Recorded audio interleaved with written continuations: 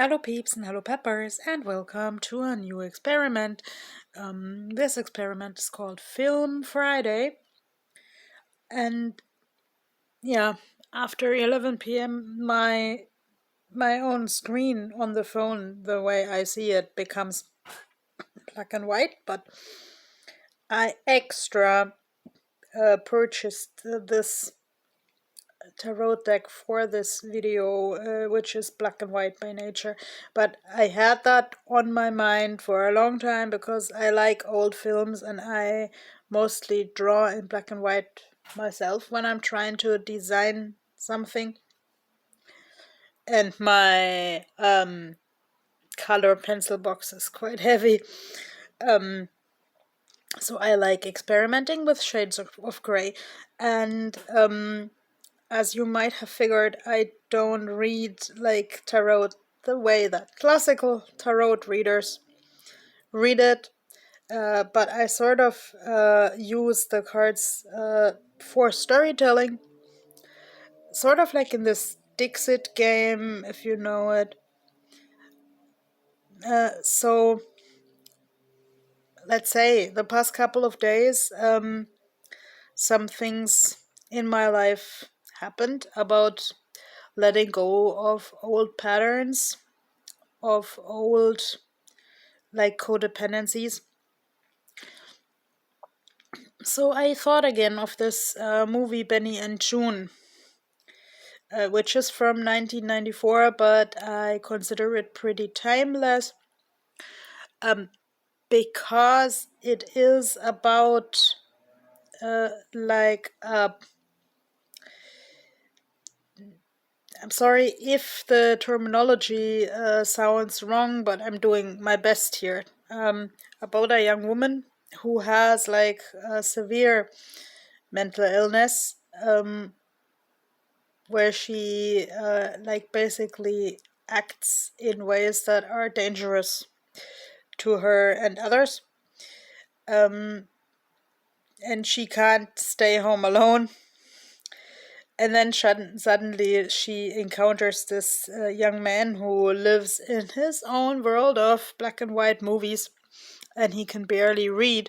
But they develop first like a trusted friendship, and then suddenly a love relation, and then like the woman's main carer, her brother Benjamin, has to sort of rethink his life and the way he handles like his sister's health conditions. Yeah. And actually this is like a very human film, very thought-provoking film, but also like really refreshing and creative. So I want to be refreshing and creative with my own movie review here.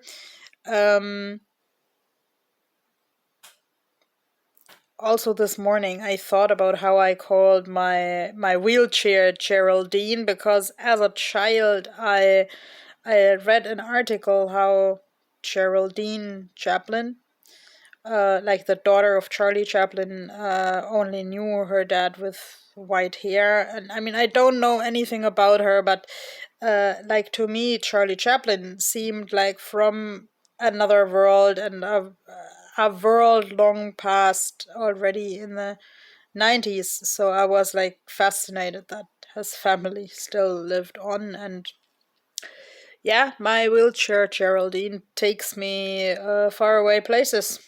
So yeah, Charlie Chaplin is also referenced in the Benny and Joon movie, but only like by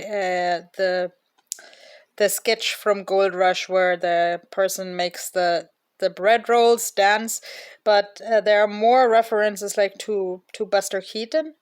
When I thought of like Geraldine Chaplin and my wheelchair and so forth, I thought of, okay, we all need some sort of role model in life, and of course here, Sam, the character who becomes June's friend and trusted lover, his big role model is Buster Keaton, and I think like everybody knows Buster Keaton from this scene in a silent movie where like he climbs up the clock face and then somehow the guy dangles from the clock and the clock falls out of place. And I don't know how the story ends with Buster Keaton, but I find like Johnny Depp's slash Sam's references to Buster Keaton interesting because he might as well, like the character, might as well be autistic and learns like by mimicking other people. And actually, this card here reminds me also of his like making silent comedy, making pantomime, entertaining people by doing like really absurd things without talking. And that way also like attracting the looks of everybody.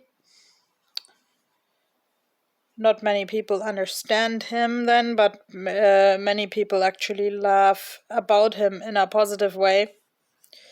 But also Benjamin the carer uses this talent against him later. Okay, here is a lady with tools. Maybe that's the time to mention in Benny and Joon is a lot of painting. Actually, this sort of eclectic painting with like spreading the paint everywhere and just paint instinctively that influenced my own painting style. But also like Joon fights for her rights to be allowed to live on her own, like even though she, in lack of better words, sees things and is also known to light things on fire.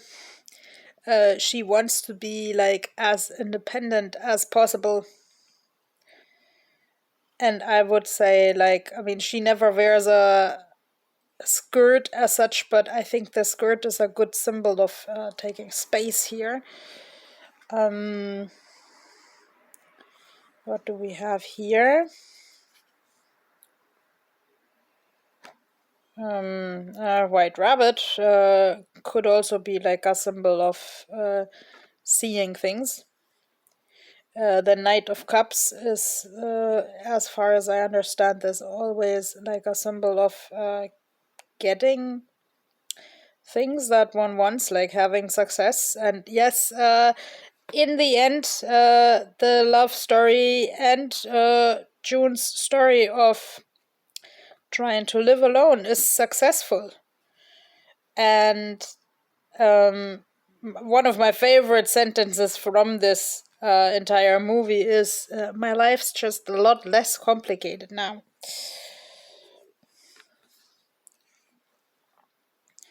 What do we have here?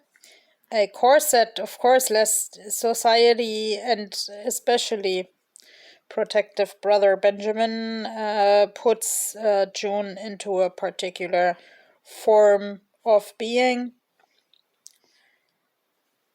Also a form that is in some way convenient to him, and there is a one housekeeper who says about Joon, when a boat is stranding, the ocean has spoken. Yes, and here Sam, played by Johnny Depp, dangles a lot of creative items from the ceiling when he is at Joon's and Benjamin's house.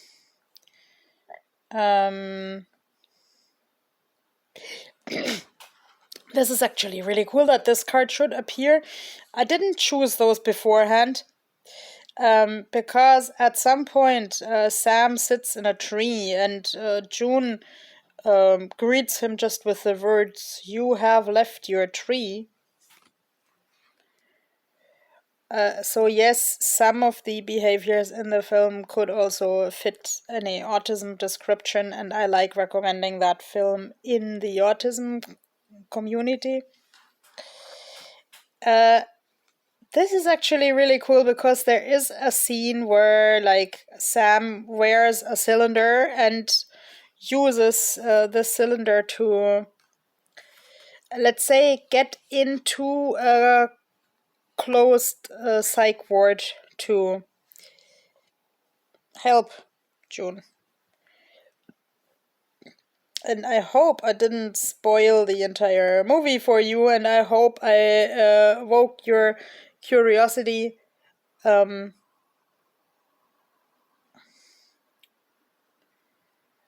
and it's like, I think, the same old song in my life. Let's communicate about health issues in a way as calm as possible. Um, there are many different faces to a love relation, and to making comedy, and to yeah, creating a life that works for oneself. I also like how this tree looks a little bit stiff but actually has several different branches. So yes, Sam in the beginning also looks a little bit stiff and goofy, but in the end, like, he is the one who gets through to June and brings her joy and the feeling of being taken seriously. So I wish you a weekend full of joy and of being taken seriously. Bye bye.